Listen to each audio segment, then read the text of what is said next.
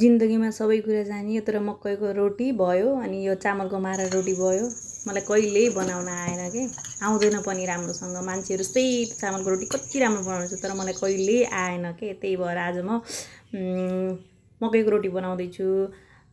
गिलो रोटी अनि त्यसपछि यो दुधे मकैहरू मैले पाएको थिएँ बारीबाट अलिक भरेछन् कि अलिकति यसले मकै चाहिँ चराले खाएर अलिअलि पाकेको थियो अनि त्यही मैले लिएर आएँ चराले खाएको पनि अनि त्यसपछि मैले त्यसलाई तासतुस पारेर अनि टक्क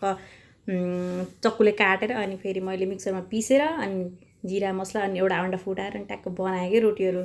अनि त्यसपछि मैले रोटी बनाउँदैछु त्यति राम्रो त आउँदैन तर सकेसम्म चाहिँ 100% दिन खोजिरहेको थिएँ म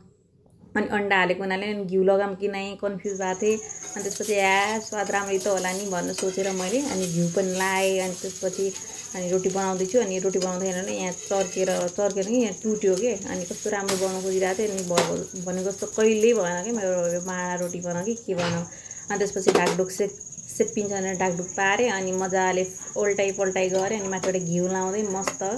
यस्तो नरम रोटी भएको थियो यस्तो स्वादिष्ट भएको थियो नि अनि टक्क मसलाहरू पनि हाल्थेँ कि मैले अलिअलि जिराहरू हालेर बनाएको थिएँ अनि दामी भएको थियो